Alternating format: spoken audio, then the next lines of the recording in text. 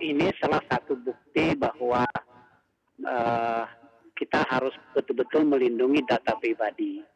Karena ini bisa dimanfaatkan oleh orang-orang yang tidak bertanggung jawab, termasuk di dalam hal ini ya itu bisa disalahgunakan untuk kepentingan judi online dan sebagainya. Itu salah satu contoh. Justru itu kita mengharapkan agar judi online ini betul-betul dituntaskan, diberantas tuntas di tindakan yang diarahkan kepada tindakan kepada secara pendekatan hukum. Dan di samping itu tentunya yang membocorkan data-data ini juga ini harus ada satu tindakan hukum. Jadi kita harapkan di sini Kementerian Menkominfo bekerja sama dengan penegak hukum betul-betul menindaklanjuti, ya kan? Masyarakat kita harus dilindungi dari penyalahgunaan data pribadi itu. Justru itulah ya, alhamdulillah ini rancangan undang-undang perlindungan data pribadi sudah disepakati di tingkat 1 dan mudah-mudahan segera akan disetujui di tingkat 2. Nah, terlepas daripada jumlah yang begitu banyak, itu juga sangat merugikan baik dari secara individu maupun dari sisi negara. Karena kalau saja jumlah itu dapat dimanfaatkan yang lebih produktif, sangat bermanfaat buat bangsa. Dan lagi-lagi yang paling penting secara individu itu sudah sangat merusak mental dan jiwa masyarakat. Nah, justru itulah kita harus penegak hukum harus betul-betul bertindak tegas. Judi online itu harus diberantas secara tuntas. Gitu Mas Sinta. Tapi sebetulnya apa nih yang mungkin terjadi begitu ya Pak, jika misalnya data-data penting negara ini bocor gitu Pak? Wah, ini sangat sangat berbahaya bagi suatu negara. Ya, karena ini menyangkut masalah secara nasional.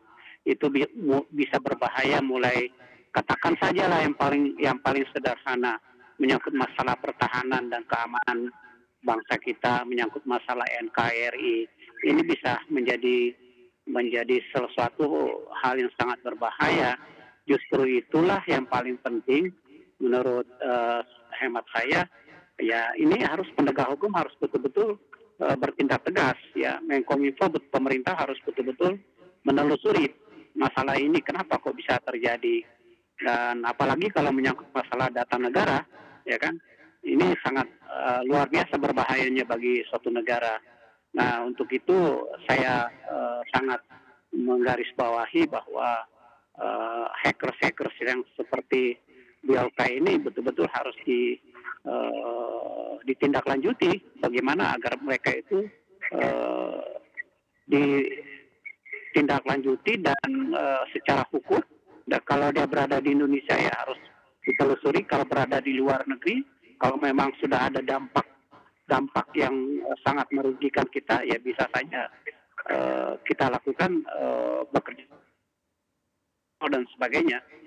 Jadi sekali lagi tidak boleh ada terjadi pembocoran data, apalagi menyangkut masalah data negara, termasuk data-data dari para pejabat dan sebagainya. Syarif, ini untuk saat ini begitu ya Pak, apa upaya yang sebenarnya bisa dilakukan oleh pemerintah untuk bisa mencegah kebocoran data?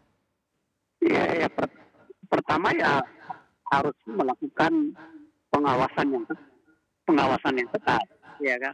Yang kedua meningkatkan tindakan sampai daripada pengawasan yang ketat, juga harus ada tindakan hukum yang tegas. Dan yang terakhir adalah betul-betul pengelola data ini betul-betul harus dimonitor. Dan yang terakhir ya saya harapkan Kementerian Menkominfo itu betul-betul tidak pandang bulu, harus tegas terhadap semua apabila terjadi penyimpangan tentang data ini, karena data ini sangat betul-betul harus dilindungi, apalagi sangat merugikan masyarakat secara keseluruhan.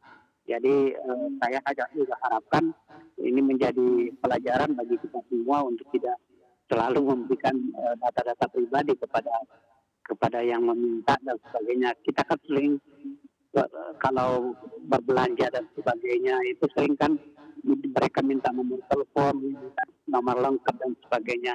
Ya, ini kita betul-betul harus mereaktif. Nah, tentunya data-data kita yang sudah tersimpan itu juga harus betul-betul dilakukan satu perlindungan. Itulah rancangan undang-undang perlindungan data ini sangat dibutuhkan.